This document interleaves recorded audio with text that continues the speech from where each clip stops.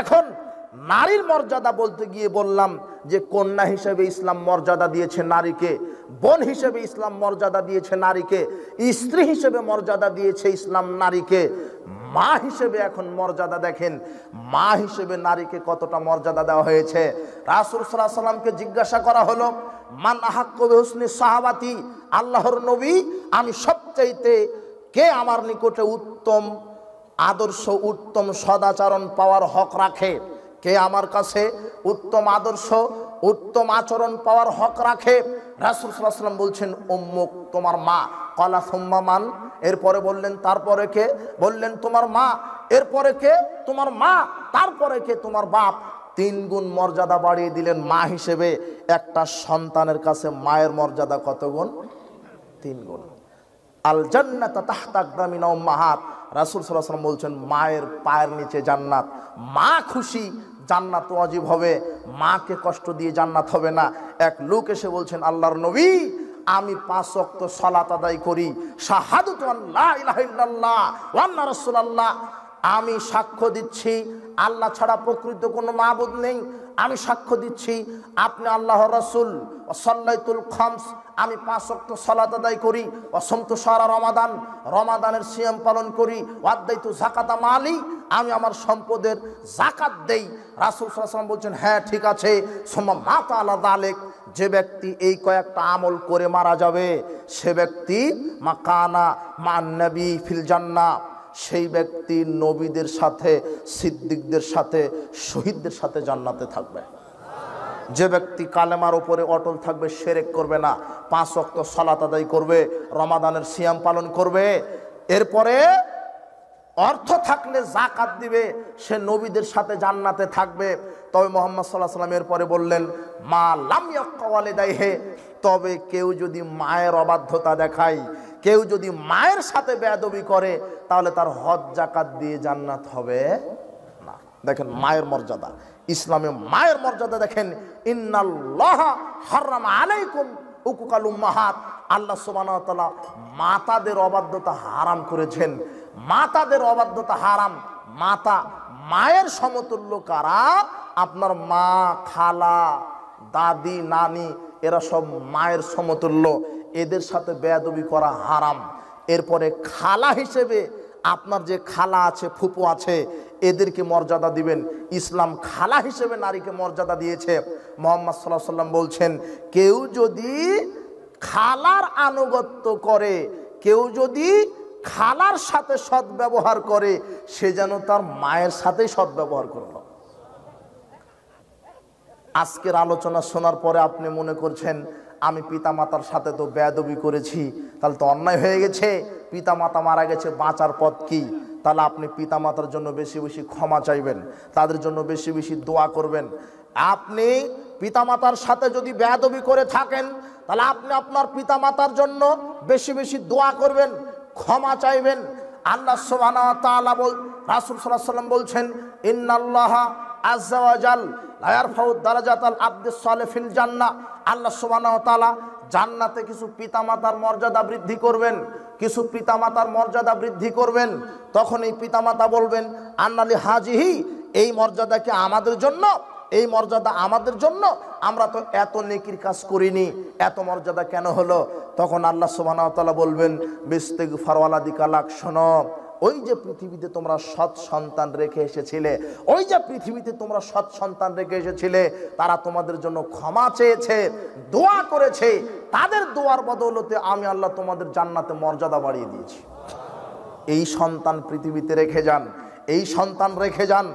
মেয়ে হিসেবে আপনাকে মর্যাদা দেখালাম। মুহাম্মদ সাল্লাল্লাহু আলাইহি ওয়াসাল্লাম বলছেন কেউ যদি 2 জন মেয়েকে লালন পালন করে, সৎ পাত্রস্থ করে, সৎ সন্তানের সাথে বিবাহের ব্যবস্থা করায়, আদব শিক্ষা দেয়। আদব কি? আম্মু সালাত আদায় করো, এইভাবে ওযু করো, বড়দেরকে সম্মান করো, ছেলেদের সাথে ঘোরাফেরা করো না, মিথ্যা কথা বলো না, গীবাত করো না, পিতামাতার আনুগত্য করো। এইভাবে পিতামাতা তার সন্তানকে শিষ্টাচার শিক্ষা দিবে। বলবো আম্মু আব্বু এইভাবে ওযু করতে হয়, ঘুমাতে যাওয়ার সময়তে দোয়া বলতে হয়, ঘুম থেকে ওঠার সময়তে দোয়া বলতে হয়, পেশাব পায়খানার শিষ্টাচার শিখিয়ে দিবেন, আপনার জুতা পায়ে দেওয়ার শিষ্টাচার শিক্ষা দিবেন, আপনার পোশাক পরিধানের শিষ্টাচার শিক্ষা দিবেন, সালাত সিয়াম শিক্ষা দিবেন, আপনি কোরআন হাদিসের শিক্ষা দিবেন। বলবেন আম্মু জেনার নিকটবর্তী হয় না, আব্বু মাদকতা পান করো না, মাদক সেবন করো না, এইভাবে শিষ্টাচার শিক্ষা দিবেন। এইভাবে মেয়েকে শিষ্টাচার শিক্ষা দেওয়ার পরে যদি সৎ সন্তানের সাথে বিবাহের ব্যবস্থা দিতে পারেন, ওই পিতার জন্য জান্নাত ওয়াজিব হবে। কিন্তু আপনার মেয়েটা বেপরদায় চলছে। মুহাম্মদ সাল্লাল্লাহু আলাইহি ওয়াসাল্লাম বলছেন, কেউ যদি তার দুটা মেয়েকে সৎপাত্রস্থ করে সুন্দর শিষ্টাচার শিক্ষা দেয়, তাহলে ওই মেয়ের বাপ আর আমি মুহাম্মদ সাল্লাল্লাহু আলাইহি ওয়াসাল্লাম একসাথে জান্নাতে থাকবো। এখন আপনার সাথে এই কথা যে আপনার মেয়েটা যদি ওই বয়ফ্রেন্ডের সাথে পতিতালয়ে যায় আর এই 31 নাইট পালন করে, পয়লা বৈশাখ পালন করে, আর বিশ্ব বেহায়া লুচ্চা দিবস পালন করে, এখন আপনি মুহাম্মদ সাল্লাল্লাহু আলাইহি ওয়াসাল্লামের সাথে থাকবেন না ইবলিস শয়তানের সাথে জাহান্নামে থাকবেন? আপনার ঘটনা, আপনার পরিস্থিতি দেখেন তো, আপনার মেয়েকে নিয়ে কোথায় থাকতে চাচ্ছেন? মুহাম্মদ সাল্লাল্লাহু আলাইহি ওয়াসাল্লামের সাথে যদি জান্নাতে থাকেন, তাহলে আপনার মেয়ে বেহায়াভাবে চলতে পারে না। আপনার ছেলেটা জোয়ার আড্ডায় তাসের আড্ডায় থাকতে পারে না, জোয়ার আড্ডায় গেমসের আড্ডায় থাকতে পারে না, গান বাজার আড্ডাতে থাকতে পারে না, মদের আড্ডাতে থাকতে পারে না। আপনার মেয়েটা বেপরদায় চলতে পারে না, আপনার মেয়েটা এইভাবে অপসংস্কৃতি লালন পালন করতে পারে না, জাহেলি যুগের মতো, বর্বরতার যুগের মতো, অসভ্যতার মতো উলঙ্গ হয়ে চলতে পারে না। যদি আপনার মেয়েটা নগ্ন হয়ে চলে, দায়ী আপনি। রাসূল সাল্লাল্লাহু আলাইহি ওয়াসাল্লাম বলছেন, সালাসাতুন কাদ হারামাল্লাহু আলাইহিমুল জান্নাহ, 3 শ্রেণীর মানুষের উপরে জান্নাত হারাম। তার একটা হচ্ছে দায়ুস। দায়ুস কে? যার মেয়ে, যার স্ত্রী, যার ছেলে মেয়ে বেপরদায় চলে, সে দায়ুস, তার উপরে জান্নাত হারাম। বলছিলাম পৃথিবীতে আপনি সৎ সন্তান রেখে যাবেন। আবু হুরায়রা রাদিয়াল্লাহু আনহু বলছেন, রাসূল সাল্লাল্লাহু আলাইহি ওয়াসাল্লাম বলেছেন, ইদা মাতাল ইনসান, মানুষ যখন মারা যায়, ইনকাতান আমালুহু, তার সব আমল বন্ধ হয়ে যায়, ইল্লা মিন সালাসাতিন, 3টা আমলের নেকি থাকে, ইল্লা মিন সাদগায়ে জারিয়া, সাদগায়ে জারিয়া, মসজিদ মাদ্রাসা করেছেন, এতিমখানা করেছেন, ব্রিজ কালভার্ট হসপিটাল নির্মাণ করেছেন, আপনার এগুলি সাদগায়ে জারিয়া, আপনি কবরে শুয়ে শুয়ে এর নেকির একটা অংশ পাবেন। 2 আও ইলমিন ইনতাফাউ বিহি, জ্ঞানের কথা বলেছেন, জাতিকে কোরআন সুন্নাহর কথা বলেছেন।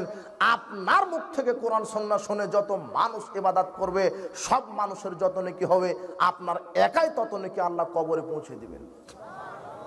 আওয়ালাদিন সালেহ ইয়াদুলাহু, সৎ সন্তান, যেই সন্তান আপনার জন্য দোয়া করবে, যেই সন্তান আপনার জন্য দোয়া করবে, আপনি সৎ সন্তান শিক্ষা দিবেন। আপনি সৎ সন্তান কিভাবে শিক্ষা দিবেন? আপনার ছেলে মেয়েকে কোরআন সুন্নাহ শিক্ষা দিবেন। আপনার ছেলে মেয়েকে যদি কোরআন সুন্নাহ শিক্ষা দিতে পারেন, তাহলে এই ছেলে মেয়ে আপনার জন্য দোয়া করবে।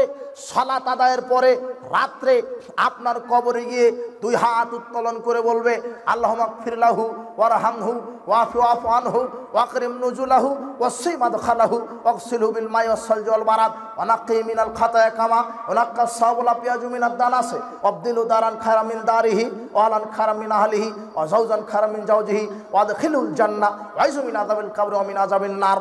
এইভাবে আপনার সৎ সন্তান আপনার জন্য দোয়া করবে।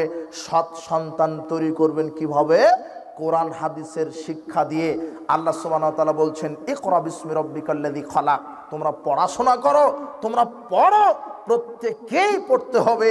ইংরেজি বাংলা পড়েন, এটাও পড়া, কোরআন হাদিস পড়েন, এটাও পড়া, তবে এর ভিতরে ফারাক আছে। আমি ইংরেজি বাংলা অঙ্ক এগুলি পড়তে নিষেধ করিনি, ইঞ্জিনিয়ার হতে নিষেধ করিনি, ডাক্তার হতে নিষেধ করিনি, সচিব জজ ব্যারিস্টার হতে নিষেধ করিনি, নেতা হতে নিষেধ করিনি। আল্লাহ আগে বলেছেন কোরআন সুন্নাহ শিখতে হবে, কোরআন সুন্নাহর মৌলিক জ্ঞান শিখতে হবে। তারপরে আপনার ছেলেকে র্যাব বানাবেন, পুলিশ বানাবেন, বিডিআর বানাবেন, আর্মি বানাবেন, সচিব বানাবেন, এমপি বানাবেন, মন্ত্রী বানাবেন, ডাক্তার বানাবেন, আপনি নেতা বানাবেন। কোরআন হাদিস শিক্ষা দেওয়ার পরে যদি আপনার ছেলেকে নেতৃত্বের পর্যায়ে নিয়ে যান, আপনার ছেলে যদি কোরআন হাদিস জানে, ঠিক যদি শরীয়ত জেনে নেতৃত্বের মাঠে আসে, ও আর জনগণের টাকা দুর্নীতি করবে না। আপনার ছেলেকে নেতা হতে হবে, নেতা হতে নিষেধ করিনি, নেতৃত্ব দিবে কে? তবে আপনার ছেলেকে আগে কোরআন সুন্নাহ পড়াশোনা করে নেতৃত্বের মাঠে আসতে হবে, নেতৃত্বের চেয়ারে বসতে হবে। মুহাম্মদ সাল্লাল্লাহু আলাইহি ওয়াসাল্লাম বলছেন, আমি বাইনামান নবী সাল্লাল্লাহু আলাইহি ওয়াসাল্লাম ইউহাদ্দিসু, আবু হুরায়রা রাদিয়াল্লাহু আনহু বলছেন, আমি মুহাম্মদ সাল্লাল্লাহু আলাইহি ওয়াসাল্লাম আমি দেখলাম মুহাম্মদ সাল্লাল্লাহু আলাইহি ওয়াসাল্লাম জাতির সামনে বক্তব্য দিচ্ছেন। এই যে আরাবিয়ুন ফাকালা মাতা সাত, এক আরবি লোক, গ্রাম্য মূর্খ লোক এসে বলছেন, আল্লাহর নবী কিয়ামত কবে হবে? তখন রাসূল সাল্লাল্লাহু আলাইহি ওয়াসাল্লাম বলছেন, ইযা দুইয়াতিল আমানাত ফানসারি সাত, যখন 10-এর পয়সা আত্মসাৎ হবে, যখন 10-এর পয়সা আত্মসাৎ হবে, যখন মানুষের ভিতরে খেয়ানত বেড়ে যাবে, সেদিন কিয়ামতের অপেক্ষা করো। কাইফা যাতুহা, লোকটি বললেন, কিভাবে আত্মসাৎ হয়, কিভাবে 10-এর পয়সা আত্মসাৎ হয়? তখন রাসূল সাল্লাল্লাহু আলাইহি ওয়াসাল্লাম বলছেন, ইযা উসিদাল আমরু লিগাইরি আহলিহি, যখন কাজের লোক অযোগ্য ব্যক্তিকে দেওয়া হবে, যখন যোগ্য চেয়ার অযোগ্য লোক বসবে, যখন যোগ্য স্থানে অযোগ্য লোককে নিয়োগ দেওয়া হবে, সেদিন তুমি কিয়ামতের অপেক্ষা করো।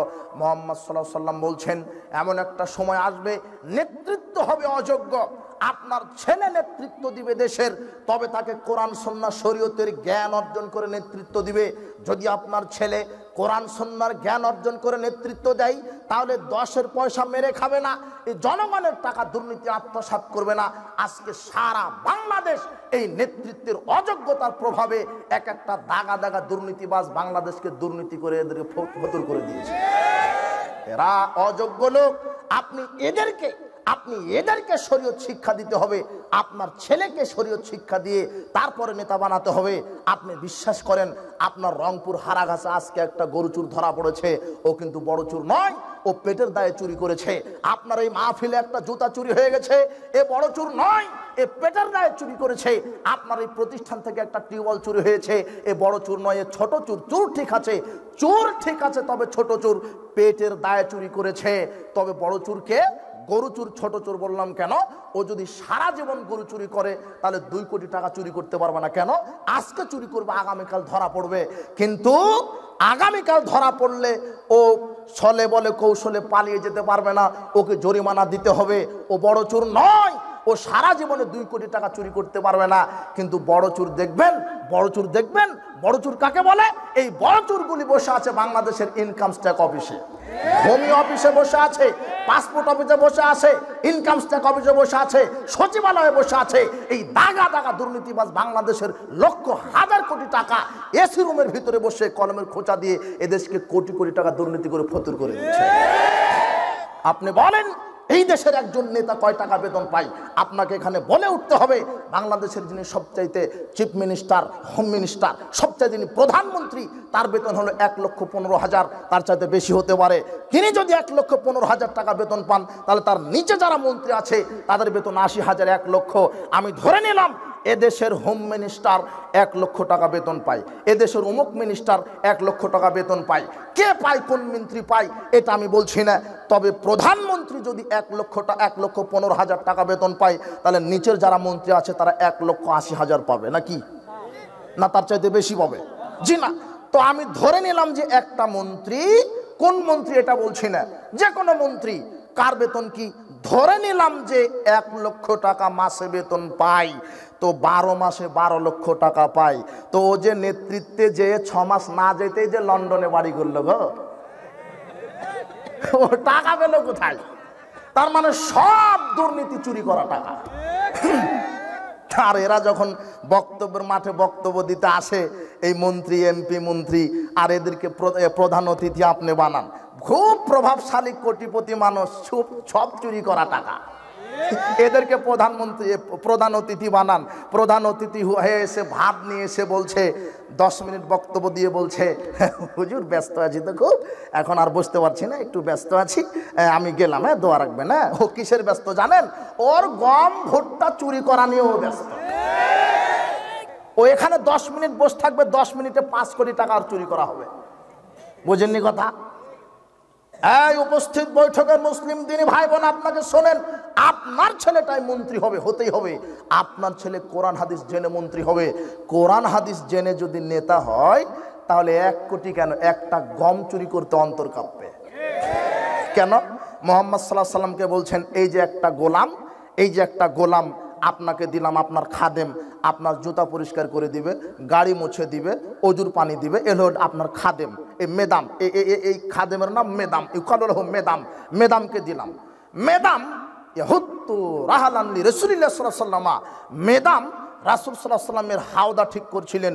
উটের উপরে একটা হাওদা, যে হাওদাতে বসে রাসূল সাল্লাল্লাহু আলাইহি ওয়াসাল্লাম সফর করেন। হাওদাটা পরিষ্কার করতে করতে ইদ আসাবাউ সাইমুন আয়রুন, হঠাৎ করে একটা তীর এসে বুকে লেগে গেল, শরীরে লেগে গেল।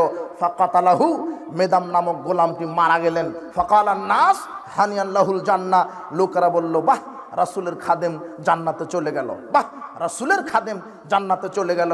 তখন মুহাম্মদ সাল্লাল্লাহু আলাইহি ওয়াসাল্লাম বলছেন, কাল্লা, কখনো নয়।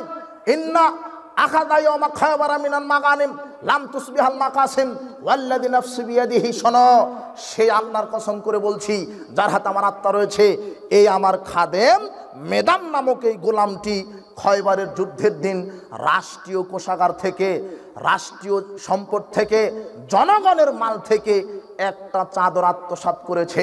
লাতাশতাইলু আলাইহি নারান, একটা চাদর আত্মসাৎ করার কারণে আল্লাহ তাকে জাহান্নামে প্রজ্বলিত করছেন। ফালাম্মা সামিয়া জালিকান নাস, যখন এই হাদিসটা জনগণ শুনলো, যা রাজুলুন ইলান নবী সাল্লাল্লাহু আলাইহি ওয়াসাল্লাম শিরাকানা ও শিরাকায়নে, তখন একজন লোক একটা সুতা এনে বলছেন, আল্লাহর নবী, আপনি যে বললেন মেদাম একটা চাদর আত্মসাৎ করেছে, জাহান্নামে চলে গেছে, তো আমি এই যে সুতাটা আমি দুর্নীতি আত্মসাৎ করেছিলাম, এটা 10-এর মাল ছিল, এই যে আমি সুতাটা আমি দুর্নীতি করেছিলাম, আমিও কি জাহান্নামে যাব? মুহাম্মদ সাল্লাল্লাহু আলাইহি ওয়াসাল্লাম বলছেন, শিরাকুম মিন্নার আও শিরাকানে মিন্নারে, একটা সুতা দুর্নীতি করো আর 2টা সুতা দুর্নীতি করো। জনগণের সম্পদ, রাষ্ট্রীয় সম্পদ, সরকারি মাল যদি তুমি 1 টাকা চুরি করো, আত্মসাৎ করো, পরিণাম জাহান্নাম হবে। তাহলে একটা সুতা দুর্নীতি করার কারণে যদি জাহান্নামে যাওয়া লাগে, তাহলে আপনার এই মসজিদের ক্যাশিয়ারের কি হবে? আপনার এই হেফজখানার এই মুহতামিমের কি হবে? আপনার এই প্রতিষ্ঠানের ভাইস চ্যান্সেলরের কি হবে? আপনার এই মাদ্রাসার হেড মাওলানার কি হবে? আপনার মেম্বার, চেয়ারম্যান, এমপি, মন্ত্রীর কি হবে? আমি বললাম যে মসজিদের ক্যাশিয়ারের কি হবে, মানে ও ক্যাশিয়ারের টাকা দুর্নীতি করে। অবাক! ওই হেফজখানার মুহতামিমের কথা কেন বললাম? ও হচ্ছে ওই কমিটির টাকা দুর্নীতি করে খায়।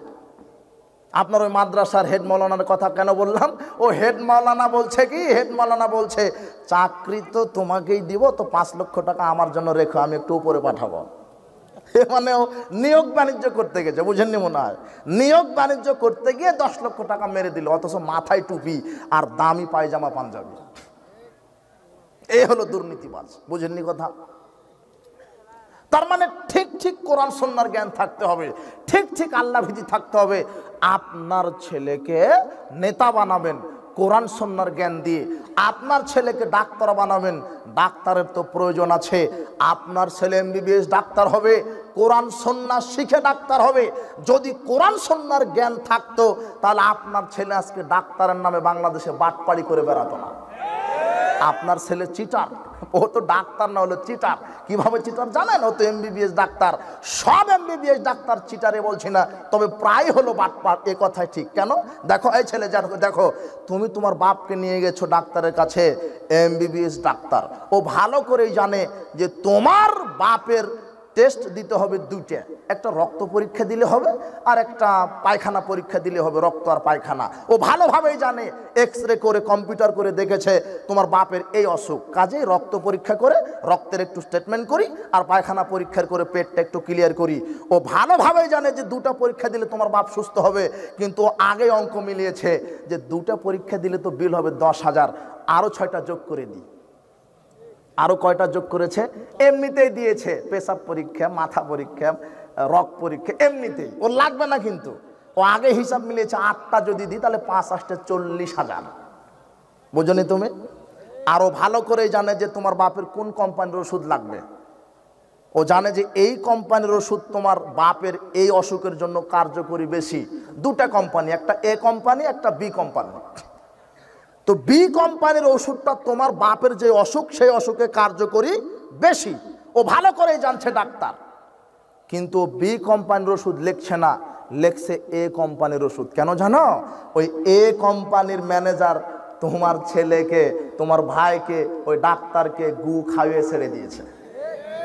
বলছে যে ডাক্তার সাহেব যে এটা আইফোন আপনার জন্য থাকলো আইফোন।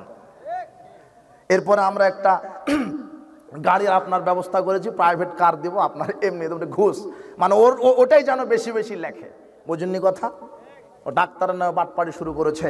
সবাই যে করছে তা নয়, তবে প্রায় হলো এরকম ব্যবসায়ী এরকম ডাকাতি শুরু করেছে ডাক্তারের নামে। তবে বলছি আপনার ছেলেটা যদি এইটা জানতো, এই হাদিসটা কি, মান গাশানা ফালাইসা মিন্না, রাসূল সাল্লাল্লাহু আলাইহি ওয়াসাল্লাম বলছেন যে ব্যক্তি প্রতারণা করে সে আমার উম্মত নয়, তাহলে এ কিন্তু রোগীর সাথে প্রতারণা করতে পারত। তাহলে আপনার ছেলেকে ডাক্তার বানাবেন আগে কোন শিক্ষা দিয়ে? কোরআন হাদিস। আপনার ছেলেকে নেতা বানাবেন কোন শিক্ষা দিয়ে? কোরআন হাদিস। আপনার ছেলে ইঞ্জিনিয়ার হবে কোন শিক্ষা দিয়ে? কোরআন হাদিস। আপনার ছেলে আইনজীবী হবে, আপনার ছেলে বিসিএস ক্যাডার হবে, কোরআন হাদিসের জ্ঞান আগে দিতে হবে। ইসলামী শিক্ষা, এই শরীয়তের শিক্ষা, তাওহীদ ভিত্তিক, রিসালাত ভিত্তিক, পরকাল ভিত্তিক শিক্ষা ব্যবস্থা চালু করতে হবে। বলছিলাম এই বাংলাদেশের এত আইনজীবী আছে, এত চৌকুশেরা, এক একটা আইনজীবী বাংলাদেশের সংবিধানে কি বিধান আছে, বাংলাদেশের সংবিধানে কোন পাতায় কোন পৃষ্ঠায় কোন সংবিধান আইন আছে এটা তো জানে। ব্রিটেনের সংবিধানের আইন জানা আছে। এদেশের বিশেষ ক্যাডার আছে অনেক যারা সর্বদিকে শিক্ষিত, আকাশতত্ত্ব জমিন তত্ত্ব জানে, দেহতত্ত্ব জানে, physics chemistry biology social science social work সব জানে। একটা আইনজীবী সব আইন জানে, বিসিএস ক্যাডার সব জানে, কিন্তু এই হতভাগা সূরা ফাতিহা শুদ্ধ করে পড়তে জানে না। ও বাপ মারা গেলে জানাজার দোয়া পড়তে হয়, এই জানাজার দোয়া তার জানা নাই। ব্যর্থতা আপনার, আপনি পিতামাতা, আপনি তাকে শিক্ষা দেননি, আপনি গর্ব করেন, আপনি কাপুরুষ বাপ, আপনি মোড়ে মোড়ে গর্ব করেন। ছেলে একটা পেয়েছি বিসিএস ক্যাডার, ছেলে একটা পেয়েছি ইঞ্জিনিয়ার, ছেলে একটা পেয়েছি খুব বড় চাকরি করে, মাসে 1.5 লক্ষ টাকা বেতন পায়, খুব আপনার গর্ব, গর্বে বুকটা স্ফীত করে দেন। অথচ আপনি কাপুরুষ হয়ে গেছেন কেন?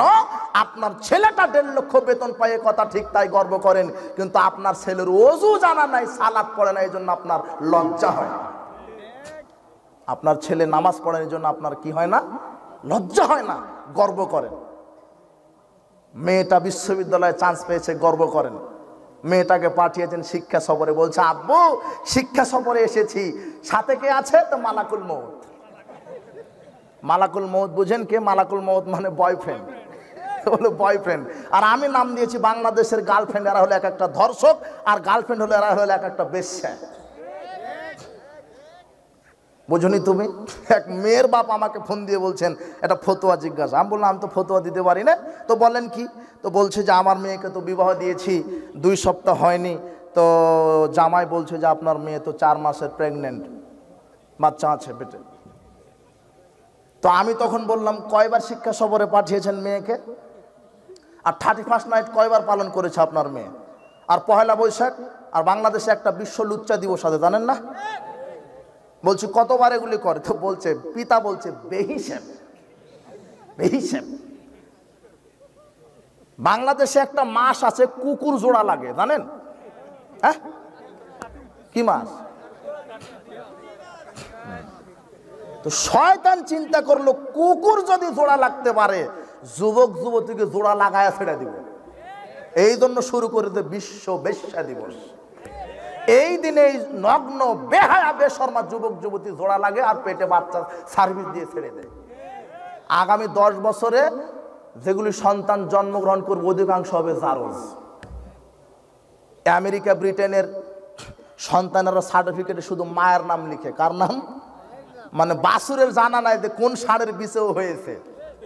বুঝেননি কথা? সারা সমাজ ব্যবস্থাটা নগ্নতা, অবাক কথা।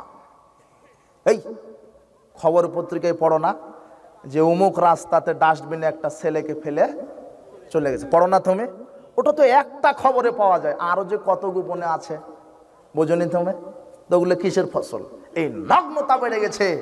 যদি এই ছেলে মেয়েকে কোরআন সুন্নাহর শিক্ষা দেওয়া হয় তাহলে এরা নগ্নতা থেকে ফিরবে, এরা জাহেলিয়ত থেকে ফিরবে, এরা দুর্নীতি থেকে ফিরবে, এরা সুদ ঘুষ থেকে ফিরবে, এরা গান বাজনা থেকে ফিরবে।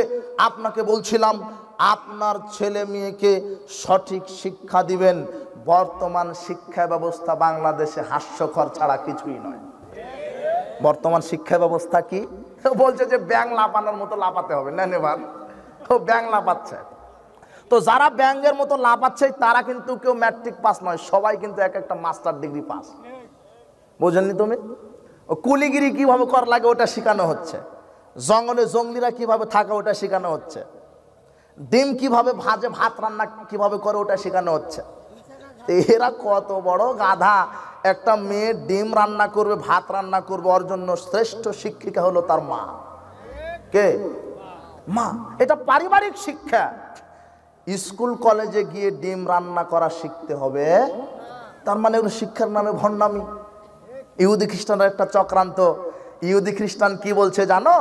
তোমরা যাতে আমরা বাংলাদেশে গিয়ে বড় বড় বিল্ডিং এর আমরা কি করব, ইঞ্জিনিয়ারিং করব, আর তোমরা আমাদেরকে শুধু ডিম ভেজে ভেজে দিবা, তোমরা হবে কর্মচারী, আমরা হব লিডার। এটা হলো ইহুদি খ্রিস্টানের চক্রান্ত। তুমি সেই চক্রান্তে পা দিয়েছো। মুসলিম জাতিকে তারা চিরদিন গোলাম হিসেবে খাটাবে, তাই জন্য এই কানা দাজ্জাল মার্কা শিক্ষা ব্যবস্থা চালু করেছে শয়তান। অবাক হবেন আপনি। আপনি সচেতন হন, আপনার ছেলে মেয়েকে কোরআন সুন্নাহ শিক্ষা দিতে হবে, আপনার ছেলে মেয়েকে কোরআন সুন্নাহ শিক্ষা দিতে হবে। বর্তমান শিক্ষা ব্যবস্থা এমন, যৌনতাকে উস্কিয়ে দেওয়া হচ্ছে। ক্লাস 6-এর বিজ্ঞান বইয়ে বলা হচ্ছে, 6ষ্ঠ অধ্যায় আপনি খুলবেন, 6ষ্ঠ অধ্যায়ের বিজ্ঞান বই একটা অধ্যায় আছে মানব শরীর। মানব শরীর অধ্যায়ে 6ষ্ঠ শ্রেণীর ছেলে মেয়েকে শেখানো হচ্ছে। আরে শিক্ষক ব্ল্যাকবোর্ডে লিখে শেখাচ্ছে 6ষ্ঠ শ্রেণীর 6ষ্ঠ অধ্যায়ে মানব শরীর অধ্যায়ে লেখা হচ্ছে এইভাবে যে শিক্ষক লিখছে ব্ল্যাকবোর্ডে, এই ছেলেমেয়েরা শোনো, এত থেকে এত বছর বয়সের মেয়েদের স্তন বড় হয়। আরে নগদ শিখেছে, আপনি নাউজুবিল্লাহ বলছেন কেন? ওখানে আপনার ছেলে পড়ে, মেয়ে পড়ে, এত থেকে এত বছর বয়সের মেয়ের কি বড় হয়? স্তন। আরে বইয়ে লেখা আছে, যে লজ্জা পাওয়ার কি আছে? ওটা পড়ছে আর আপনি পিতা মাতা শুনছেন, কাপুরুষ। স্তন বড় হয়। এরপরে বলছে যে এত থেকে এত বছর বয়সে একটা মেয়ের পাছা বড় হয়। নাউজুবিল্লাহ। থু থু থু, এর লাথি মারি না তোর শিক্ষা ব্যবস্থায়, এর লাথি মারি। তুই এত জাহিল, এত খারাপ, এই দুর্নীতি, এই কুকুর শিকালের শিক্ষানীতি থেকে বাংলার মুসলিমদেরকে আল্লাহ হেফাজত করুন। অবাক কথা, নগদ যৌনাচার শেখানো হচ্ছে। বলছে যে পাছা বড় হয়, নাউজুবিল্লাহ মিন জালিক, স্তন বড় হয়। আবার বলছে যে এত থেকে এত বছর বয়সে একটা ছেলের সেক্স বড় হয়। এর নগদ সেক্স কথা লেখা আছে, জনিপথ নগদ লেখা আছে। এগুলি আলোচনা 6ষ্ঠ অধ্যায়ে করার পরে 7ম অধ্যায় বলছে, 7ম অধ্যায়ে শয়তান অধ্যায় রচনা করেছে, বলছে যে এসো সঙ্গী হই, মানে এখন ধর্ষণ করি। এসো কি হই? সঙ্গী হই। আগের অধ্যায়ে শেখানো হলো যে কিভাবে যৌন মিলন করা লাগে, আর পরের অধ্যায়ে শেখানো হচ্ছে যে এখন চলো রুমে চলো। না, বোঝেননি মনে হয়। আর এটা আপনার ছেলে পড়ছে যে বেহায়া জাতি, বেহায়া জাতি বুঝতে পারেনি। আল্লাহ, আমরা এই দেশের স্বাধীন নাগরিক, আমরা এই ট্যাক্স দিয়ে বসবাস করি, আমরা মুসলিম জাতি। এই মাহফিলের পক্ষ থেকে আমরা স্বাধীন দেশের স্বাধীন নাগরিক হিসেবে এদেশের সরকারের কাছে আমরা বিনীত হয়ে বলছি, আগামী 1 মাসের মধ্যে শিক্ষা কারিকুলাম চেঞ্জ করে ইসলামী শিক্ষা কারিকুলাম বাস্তবায়ন করুন। আল্লাহ আপনাকে কবুল করুন। এটা দোয়ার দরখাস্ত, এটা দোয়া করছি। আল্লাহ যেন বাংলাদেশের শিক্ষা ব্যবস্থা তাওহীদ ভিত্তিক, রিসালাত ভিত্তিক, পরকাল ভিত্তিক এটা কায়েম করে। এরপর আপনাকে বলছি, ছেলে মেয়েকে কোরআন শিক্ষা দিবেন, হাদিস শিক্ষা দিবেন। আমি আপনাকে নিষেধ করছি না ইঞ্জিনিয়ার হতে, ডাক্তার হতে, সচিব হতে। আপনি ভুল বুঝবেন না। আপনার ছেলে কেমিস্ট্রি পড়বে, বায়োলজি পড়বে, সোশ্যাল সায়েন্স পড়বে, তবে আগে কোন শিক্ষা পড়বে? কোরআন হাদিস। তাহলে আপনার ছেলে সমাজ ভালো হবে। বলছিলাম আজকের ইসলামী জালসার পক্ষ শেষ নাসিহা আরেকটি কথা ঘোষণা, যে আমার নিজস্ব পরিচালিত একটা প্রতিষ্ঠান আনন্দপাড়া ঘাটাইল টাঙ্গাইল দারুল হাদিস সালাফে ইসলামী কমপ্লেক্স প্রতিষ্ঠান নির্মাণাধীন, নির্মাণ প্রায় শেষ হয়েছে। আমরা জানুয়ারির 15 তারিখ থেকে ক্লাস শুরু করব। আপাতত হেফজখানা আছে আর প্লে থেকে 5 পর্যন্ত আছে। এখানে উন্নত মানের কারিকুলামে এবং উন্নত মানের শিক্ষক দ্বারা প্রতিষ্ঠানটি পরিচালনা হচ্ছে, পড়াশোনা হচ্ছে। আপনাদের নিকট আমি এই কথা থ্রো করলাম এই জন্য যে আপনারা অন্তর থেকে দোয়া করবেন আল্লাহ যেন প্রতিষ্ঠানটি কবুল করে। আর আরেকটা দোয়া হচ্ছে যে বাংলাদেশের প্রত্যেকটা জেলাতে আল্লাহ যেন সই আকীদা মানহাজের একটা করে প্রতিষ্ঠান আল্লাহ কবুল করে। বুঝতে পেরেছেন? প্রথম দোয়া। আর দ্বিতীয়ত করণীয় সার্বিকভাবে সহযোগিতা করবেন। 1 টাকা দিলে কবরে তার নেকি আপনি পেতে থাকবেন। বুঝতে পারেননি? সার্বিকভাবে সহযোগিতা করবেন। যে কোনো মূল্যে সমাজ সংস্কারের জন্য ইসলামী শিক্ষা বাধ্যতামূলক করতে হবে। বলছিলাম আজকের ইসলামী জালসা থেকে আপনাদেরকে গুরুত্বপূর্ণ নসিহা হিসেবে কয়েকটি কথা। 1, যে কোনো মূল্যে 5 ওয়াক্ত সালাত। কি? যে কোনো মূল্যে সালাত আশ্চর্য একটা ইবাদত। আপনার ওজুর দেখতে চাচ্ছে না, ওজুর আপত্তি দেখতে চাচ্ছে না, বলবেন যে না পানি নাই তাহলে এখন তো আর সালাত আদায় করবো না। পানি নাই তাহলে কি? মাটি আছে তায়াম্মুম। বুঝেননি কথা? পানি নাই, অজু করে সালাত আদায় করা লাগে, তাহলে পানি, কিন্তু পানিও নাই, তাহলে এখন কি? মাটি দিয়ে কি? তায়াম্মুম। পানিও নাই, মাটিও নাই, তাহলে এখন কি? বিনা অজু বিনা তায়াম্মুমেই। বুঝেননি কথা? ওয়াক্ত হয়ে গেছে, পানিও নাই, মাটিও নাই, বিনা অজু বিনা তায়াম্মুমেই সালাত। তাও সালাতের সাথে কোনো আপোষ চলবে না। এই যুবক শোনো, তোমার দাদি আর তোমার দাদা বয়স 90 বছর, সব সময় পেশাব পায়খানা করেন। অজু করে তোমার দাদিটা জায়নামাজে দাঁড়িয়েছে, ঝরঝর করে পেশাব বের হয়ে গেল বয়সের কারণে। বুঝতে পারো না তুমি? এই জন্য তোমার দাদি বলে কি না আমার তো সবসময় পেশাব পড়ে তাই সালাত আদায় করি না। জি না, তোমার দাদি একাধার সে পেশাব করতে থাকবে, একাধার সে সালাত আদায় করবে। আল্লাহ তোমার দাদির পুরো সালাত কবুল করে নেবেন। তাও সালাত কোনো মাফ হবে না। সালাত কোনো মানে ওজুরই দেখছে না, তোমার কোনো ওজুর দেখছে না। পোশাক পরে সালাত আদায় করে, পোশাক নাই উলঙ্গ, ওইভাবে উলঙ্গ অবস্থায় সালাত। পরিষ্কার পোশাক লাগে, পরিষ্কার নাই, পেশাব পায়খানা লাগা, ওই অবস্থাতেই সালাত। সূরা ফাতিহা লাগে সালাত আদায় করতে, কিন্তু তোমার দাদার 90 বছর বয়স, সূরা ফাতিহা জানে না। যুবক বয়সে শয়তানি করেছে, এখন আল্লাহকে চিনতে পেরেছে, তো এখন আর মুখে ভিড়ে না, সূরা ফাতিহা বলতে পারে না। তোমার দাদা শুধু সালাতে দাঁড়িয়ে বলবে সুবহানাল্লাহ আলহামদুলিল্লাহ, আল্লাহ তোমার দাদার পুরো সালাত কবুল করে নেবেন। তো যে ব্যক্তি সূরা ফাতিহা জানে সে না পড়লে সালাত হবে না। কথা বুঝতে পারেননি? কিন্তু যে কিছুই জানে না সে শুধু সালাতে দাঁড়াবে, আল্লাহু আকবার বলে সুবহানাল্লাহ আলহামদুলিল্লাহ লা ইলাহা ইল্লাল্লাহ আল্লাহু আকবার, রুকুতে গিয়ে একই তাসবিহ, সেজদাতে গিয়ে একই তাসবিহ, ওই সুবহানাল্লাহ বলে সালাম তাকবীর তাহরিমা থেকে সালাম ফিরাবে, এইভাবে সালাত আদায় করবে, আল্লাহ পুরো সালাত আদায় কবুল করে নেবেন। তাও সালাত আদায় করতে হবেই। সালাতের সাথে কোনো আপোষ নাই। নারী পুরুষ প্রত্যেকের দাঁড়িয়ে সালাত আদায় করতে হয়, পারছেন না বসে পারছেন না শুয়ে কিভাবে সালাত আদায় করবেন? 2 পাটা কেবলার দিকে দিবেন, 2 পাটা কেবলার দিকে দিয়ে 2 পাটা কেবলার দিকে দিয়ে আপনি ইশারাতে সালাত আদায় করবেন। আল্লাহু আকবার, সূরা ফাতিহা পড়লেন, আপনি শুয়ে আছেন, কিন্তু আল্লাহু আকবার বলে রুকুতে গেলেন সুবহানা রাব্বিয়াল আযীম, আপনি শুয়ে আছেন, সামি আল্লাহু লিমান হামিদা আল্লাহুম্মা রাব্বানা লাকাল হামদ, আল্লাহু আকবার, সিজদায় গেলেন, আপনি কিন্তু শুয়ে আছেন। বুঝেননি কথা? সালাত চলছে কিভাবে? ইশারায়। বলেন তো কিভাবে? ইশারায়। এরপরও সালাত মাফ নাই, পড়তে হবে। এটা 1 নাম্বার নসিহা, উপদেশ। যে কোনো মূল্যে সালাত। 2, যে কোনো মূল্যে হালাল রুজি ভক্ষণ করবেন, যে কোনো মূল্যে। ভিক্ষা করে হলেও হালাল খাবেন, হারাম খুরের ইবাদত কবুল হবে না, জান্নাত হবে না। ভিক্ষা করবেন কেন? তুমি যুবক আছো, শক্তি আছে, মানুষের বাড়িতে কাজ করবা, হালাল ব্যবসা করবা, শেষ পর্যন্ত কিছুই না হলে ভিক্ষা করবা, তাও হালাল খেতে হবে। বুঝতে পারছেন? তওবা করে উঠবেন। হারাম খুরে এত খারাপ, এর জন্য দোয়া করাও হারাম। শুধু বলতে পারেন যে আল্লাহ হেদায়েত দান করুন। পুরো সমাজটা মাদকতা, সুদ, ঘুষ, দুর্নীতি ছেয়ে গেছে। আপনি যে কোনো মূল্যে হালাল ভক্ষণ করবেন। 2, 3, যে কোনো মূল্যে শিরক বেদাত থেকে বেঁচে থাকবেন। 4, যে কোনো মূল্যে ফরজ ইবাদতের হেফাজত করবেন। 5, যে কোনো মূল্যে যার নাম মানুষ তার সাথে ভালো আচরণ করবেন। ও ইহুদি হোক, হিন্দু হোক, খ্রিস্টান হোক, মুসলিম হোক, বৌদ্ধ হোক, যেই হোক, যার নাম মানুষ, মানবিকতার খাতিরে তার সাথে ভালো আচরণ করবেন, করতেই হবে ভালো আচরণ। 6, বেশি বেশি কোরআন মাজিদ তেলাওয়াত করবেন, বেশি বেশি কোরআন মাজিদ তেলাওয়াত করবেন। এই কয়েকটা আমল যদি আপনার থাকে তাহলে জান্নাত হবে ইনশাআল্লাহ, জান্নাত হবে। কাজে উপস্থিত বৈঠকের মুসলিম দিনী ভাই বোন, আপনাদেরকে বলছি আজকের ইসলামী যার সাথে যে আলোচনাগুলি হলো, আল্লাহ আমাদেরকে। আচ্ছা, আসসালামু আলাইকুম। বেনামাজি ব্যক্তিদের কি সালাম দেওয়া যাবে? বেনামাজি না, না, বেনামাজিকে সালাম দেওয়া যাবে না। ও তো মানুষই নয়, ও পশু প্রাণী, কুকুর শিগালের চাইতে খারাপ। বেনামাজিকে বলছেন আসসালামু আলাইকুম, আপনার উপরে শান্তি বর্ষিত হোক, আর ফেরেশতা বলছে তুই খালি আয়।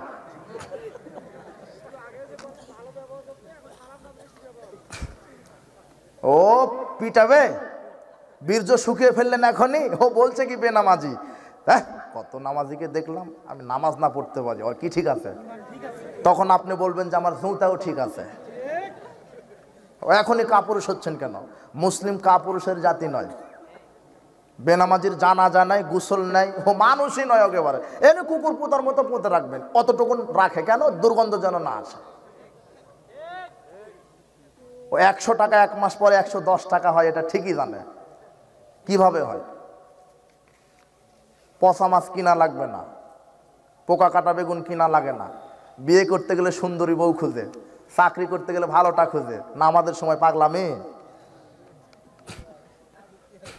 বিড়ি সিগারেট খাওয়া ব্যক্তিদের আমার সালাম দিতে মন চায় না। হ্যাঁ, ঠিকই আছে, তো ওদেরকেও সালাম দেওয়া যাবে না। মানে বিড়ি সিগারেট খায়, যখন তার হাতে বিড়ি সিগারেট আছে তখন সালাম দিও না, যখন নেয় তখন সালাম দাও। ও নামাজ পড়ে কিন্তু বিড়ি সিগারেট খায়, কিন্তু যখন তার হাতে সিগারেট আছে, বিড়ি আছে, তখন সালাম দেওয়া যাবে না। বুঝতে পারলেন? কিন্তু বিড়ি সিগারেট হাতে নাই, তখন দাও। তো যখন তুমি সিগারেট খাচ্ছ আর তুমি সালাম দিচ্ছ, তার মানে আপনি বলছেন হ্যাঁ ঠিক আছে খা। বুঝেননি কথা?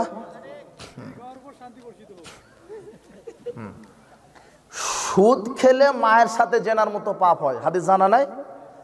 আর সিগারেট, গাঁজা, ইয়াবা, ফেন্সিডিল, বিড়ি, জর্দা খেলে মা, খালা, ফুপুর সাথে জেনা করার মতো পাপ হয়। হাদিসটার নম্বর এখনো বলছি না, দেখি জাতি খুঁজতে থাকুক, ওরা খুঁজতে থাকুক যে কোথায় আছে হাদিস। 1 টাকা সুদ খেলে 36 বার মায়ের সাথে জেনা করলে যত পাপ হবে, 1 টাকা সুদ খেলে তার চাইতে বেশি পাপ। শুধু জেনার খাতিরে শুধু মায়ের সাথে জেনা করলে যে পাপ হয়, সুদ খেলে সেই পাপ হবে। কিন্তু সুদের চাইতে মাদকতা আরো বেশি সিরিয়াস।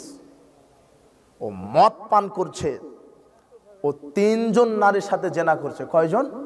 শুধু মা নয়, মা, খালা, ফুপু। ও কত খারাপ, মদখুর কত খারাপ, সুর চিগালের চাইতে খারাপ।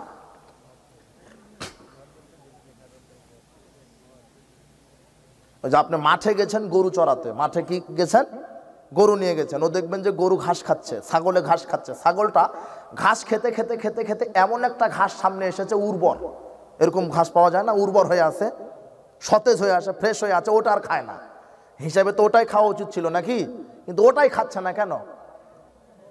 নিচে কি আছে? গোবর আছে, গোবর। গোবরের উর্বরতায় তো ঘাস উর্বর হয়েছে, তাই না? ছাগলের হুঁশ আছে যে এটা খুবই অপবিত্র। আর এই জর্দাখোর, সিগারেট খুর, এদের হুঁশ নাই। এরা ছাগলের চাইতে খারাপ। এই যুবক, তোমার পকেটে এখনই সিগারেট আছে, তুমি খাও সিগারেট, তোমার বাপ খাই বিড়ি, আর তোমার দাদা খাই জর্দা, আর তোমার মসজিদের হুজুর তো মারে জর্দা, ও তো মারে। এই 2 দিন আগে, 1 সপ্তাহ আগে কুষ্টিয়া গেছিলাম। তো কুষ্টিয়া যাওয়ার সময়তে আপনার এইদিকে মন নীলফামারী, রংপুরে কিছু জায়গাতে তামাক চাষ হয়, তাই না? হ্যাঁ, এরই কিছু কিছু হয়। আমরা রাজশাহী যেমন 1 একর জমিতে ধান চাষ করি, তো ওরা কুষ্টিয়ার 1 একর জমিতে তামাক চাষ করে। ওই তামাক থেকেই জর্দা, তামাক থেকেই বিড়ির মশলা, সিগারেটের মশলা। বুঝেন কিছু? তো আমি জিজ্ঞাসা করলাম কি ব্যাপার, এত দামি ফসল, 8,000 টাকা মন, 40 কেজির দাম 8,000 টাকা। তো আপনারা কোনো পরিচর্যা নাই, আগাছা পড়ে আছে, ওষুধ দেন না, বেড়া দেন না। বেড়া বুঝেন তো? ঘেরাও। আমরা পটল বেগুন চাষ করি, বেড়া দেই না? কেন দিই? তো ওরা বলছে যে না হুজুর, এটা বেড়া দেওয়ার কোনো প্রয়োজন নাই, এটা গরুয়ে খায় না, ছাগলে খায় না, তারপরে কি বানরে খায় না, শুকরে খায় না। তাই আমি বললাম শুয়োরে খায় না? শুয়োরেও খায় না। তা আমি বললাম সর্বনাশ, যেটা শুয়োরে খায় না সেটা বাংলাদেশের হুজুররা খায় আর বলে মকরু। বুঝলেন? তখন আমি এখন থেকে বলি যাই, যুবক শোনো, এখনই তোমার পকেটে হাত দাও, সিগারেট আছে দেখো, আর তোমার বাপের ওই কোমরে বিড়ি গোঁজা আছে দেখো। তোমার বাপ বেটা রাস্তায় দাঁড়াবা, তোমার বাপ বেটায় রাস্তায় দাঁড়াবা, সিগারেট নিবে তুমি সিগারেট হাতে, আর তোমার বাপ বিড়ি হাতে নেবে। তুমি তো সিগারেটই খাবা, যেহেতু তোমার ডিগ্রি একটু বেশি। আর বর্তমান সমাজে সবচাইতে দামি সিগারেট ওই ব্যক্তির যার সার্টিফিকেট যত বড়। ও বলছে কি জানেন, আমি ঢাকা বিশ্ববিদ্যালয় থেকে ইংরেজি মাস্টার্স করেছি, এই বিড়ি খাওয়ার জন্য আমি সুইচ খাবো, বেঞ্চন খাবো। বুঝেননি কথা? ওর পকেটে সুইচ আছে। তো তোমাকে বলছি, তুমি তো মাস্টার ডিগ্রি পাস, ওই যে সিগারেট নিয়ে দাঁড়াও তুমি ওখানে, আর তোমার বাপকে দাঁড়ায় দাও বিড়ি নিয়ে, আর তোমার মসজিদের হুজুরকে জর্দা নিয়ে দাঁড়িয়ে দেবা। তিনজনে তোমরা দাঁড়াবা, কুকুরের জন্য অপেক্ষা করবা। কার জন্য? কুকুর যখন আসবে তখন ওকে সালাম দিয়ে বলবা যে তুই খাতো, ও দেখবে যে তোর মুখের উপরে পেশাব করে দিয়ে চলে যাবে। তো যেটা কুকুরে খায় না, তোমরা সেটা বাপ বেটার হুজুর মিলে খাচ্ছ। তোমরা লজ্জা হয় না? এটা তো অপবিত্রটা খুবই, সেটা হালাল হারাম পরে। আর একজন মূর্তি মুফতি নয়, ও তো ফতোয়া মারে দিছে যে জর্দা যে হারাম, এটা কোরআনে নাকি লিখা নাই। ফতোয়া মারে দিছে, ফতোয়া দিয়ে গাঁজার ব্যবসা চালু করে রেখেছে, ওদিকে তাবিজের ব্যবসা ঠিকই চালু করে রেখেছে শয়তানেরা। আল্লাহ এদেরকে হেদায়েত দান করুন। যেটা হারাম, তাহলে যখন হাতে থাকছে সিগারেট বিড়ি, তখন তাকে কি দেওয়া যাবে না? বর্তমান তো ভোটের সিজন চলতেছে, আমাদের সমাজে প্রচলিত রয়েছে যে মসজিদে এসে নামাজের পর দাঁড়িয়ে প্রার্থীগণ ভোট চায়। এটি কি জায়েজ? তুমি বলো জায়েজ না না জায়েজ? চরমনাইদের আয়োজনে ফিলিস্তিনদের নিয়ে যে সেমিনার অনুষ্ঠিত হয়, সেখানে আহলে হাদিসদের দাওয়াত না দেওয়ার কারণ কি? আল কুফরু মিল্লাতুন ওয়াহিদ। এই বেদাতিরা, যত বেদাতি আছে সবার পাশা এক জায়গাতে। রসুন বুঝেন? রসুন বুঝেন না? রসুনের কি ওগুলা বলেন? কোয়া থাকে চারিদিকে, কিন্তু পাশা চরমনাই বলেন, আটরশি বলেন, সরসিনা বলেন, একজনে গাঁজা খায়, একজনে জিকিরের নামে দেহ ব্যবসা করে, আর সবাই একত্রে হয়েছে। তার প্রমাণ হয় যে আহলে হাদিস ব্যতীত যত দল পৃথিবীতে আছে সব শয়তানি দল। একমাত্র সঠিক আকীদা মানহাজ, সঠিক দল হচ্ছে আহলুল হাদিস।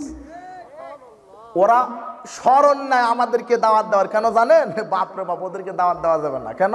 শয়তানের ভিতরে আল্লাহ অপবিত্র, ভিতরে পবিত্র জিনিস ঢুকায় না।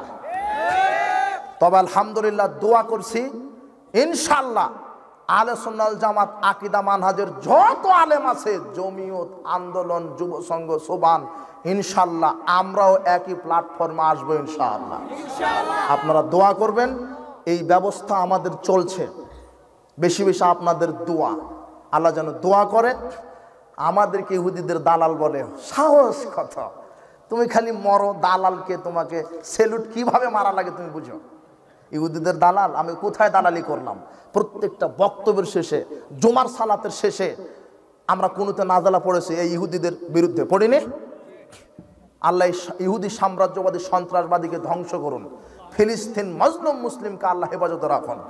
আমরা দোয়া করছি, আর আমাদেরকে গালি দিচ্ছে। আল্লাহদেরকে হেদায়েত দান করুন।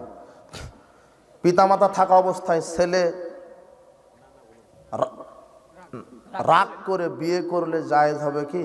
পিতামাতা থাকা, ছেলে রাগ করে বিয়ে করলে, ছেলে রাগ করে বিয়ে করলে বিয়ে জায়েজ হবে, কিন্তু ঠিক হয়নি, উচিত হয়নি ছেলে। কিন্তু মেয়ে পিতার অনুমতি ছাড়া বিবাহ করতে পারবে না। বুঝেননি কথা? ছেলে রাগ করে বিয়ে করেছে, এটা উচিত হয়নি, সে পিতার অবাধ্যতার কারণে পাপ হবে, কিন্তু বিয়েটা তার জায়েজ। কথা কি বুঝতে পারেন? তো এখন তুমি রাগ করবার বিয়ে করবে নাকি? বর্তমানে হুজুরেরা যে বক্তব্যের মধ্যে তর্ক করছে, তা কি গীবত কিনা জানাবেন। ও, কিছু কিছু ক্ষেত্রে গীবত করাই জায়েজ। বুঝলেন? গীবত মানে একজনের মানহানি করা, ওর ব্যাপারে বদনাম ছড়ানো, এগুলি গীবত, এগুলি হারাম। কিন্তু সত্য প্রকাশ, সত্য উন্মোচনে মিথ্যাকে বাধা দেওয়ার জন্য, আর একজনকে ধরিয়ে দেওয়ার জন্য গীবত করা জায়েজ। একজন বক্তা শিরক বিদআত সমাজে চালু করবে, আর আমরা ধরিয়ে দিতে পারবো না? বুঝলেন? এখনো বুঝেননি। মনে করেন আপনার মেয়ের সাথে আপনার বাড়ি রংপুর, বগুড়ার একটা ছেলের বিয়ে হবে। তো বগুড়ার ছেলের ছেলে এসেছে আপনার মেয়েকে দেখার জন্য।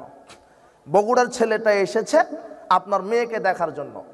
এসে আপনাকে বলছে, গ্রামের একটা ব্যক্তিকে বলছে, আচ্ছা অমুকের মেয়েকে তো আমি বিবাহ করব, মেয়েটা কেমন? বোঝেননি কথা? যাকে জিজ্ঞাসা করছে সে কিন্তু ভালোভাবে জানে যে মেয়ে এক ওয়াক্ত নামাজ পড়ে না, পর্দা করে না, ও ভালোভাবে জানে। এখন ও যদি বলে সর্বনাশ, গীবত করা তো হারাম, কাজেই বলে দিব খুব ভালো, বুঝেননি? তার মানে ছেলেকে ক্ষতির মধ্যে ঠেলে দিল, বুঝতে পারেননি? এখন বলতে হবে না না না, মেয়ের চরিত্র খারাপ, ওখানে আপনি বিয়ে করতে পারবেন না, বুঝেননি? একজনের অনিষ্ট থেকে বাঁচিয়ে দেওয়া হলো। কথা কি বুঝতে পারেন? রাস্তা দিয়ে যাচ্ছেন, একটা ছেলে সিগারেট খাচ্ছে, আপনি ওই ছেলের পিতাকে গিয়ে বলবেন, এই আপনার ছেলেটা সিগারেট খাচ্ছে, সংশোধন করেন, বুঝতে পারেননি? এটা তাকে সংশোধনের জন্য, বুঝতে পারেননি? কিন্তু ওই ছেলেটা সিগারেট খাচ্ছে, পাড়ায় পাড়ায় বলতে পারবেন না ও সিগারেট খায়, ও মদ খুঁড়ো, গাঁজা খুঁড়ো, চোর, তাহলে গীবত হয়ে যাবে। তাকে সতর্ক করার জন্য, তাকে ফেরানোর জন্য তোর বাপের কাছে বলতে হবে, বুঝতে পারেননি? ওই বলাটা গীবত হবে না। কিছু কিছু ক্ষেত্রে গীবত করা জায়েজ, কিন্তু কারো বদনাম বা কাউকে অপমান করার জন্য চলবে না। হানাফি ভাইদের সালাত কবুল হবে না, এমনটা কি বলা ঠিক হবে? না, এমনটা বলা তো ঠিক হবে না। হানাফি হোক, হাম্বলি হোক, মালিকি হোক, সাফি হোক, যেই হোক, কার সালাত হচ্ছে কি হচ্ছে না এটা আল্লাহ জানেন। তবে দেখতে হবে যে রাসূল সাল্লাল্লাহু আলাইহি ওয়াসাল্লামের নীতিতে সালাত আদায় করছে না, তার সালাত হবে না। আরে আমরাই তো হানাফি, আবু হানিফা বলছেন ইদা সাহাল হাদিস ফাওয়া মাযহাবি, যেটা সহিহ হাদিস সেটাই আমার মাযহাব। তো পৃথিবীতে সহিহ হাদিস মানে কে? আহলে হাদিসেরাই। তো আমরাই তো বড় হানাফি, বুঝতে পারোনি? আর আবু হানিফা নিজেই বলেছেন যে কোরআন সুন্নাহ মানো, কাজেই যারটা কোরআন সুন্নাহ অনুযায়ী হচ্ছে তার সালাত হবে। এটা হানাফি বা কোনো মাযহাবকে উল্লেখ করে বলার দরকার নাই। আপনি আহলে হাদিস, আপনার সালাত যে হচ্ছে, আপনার প্রমাণ কি?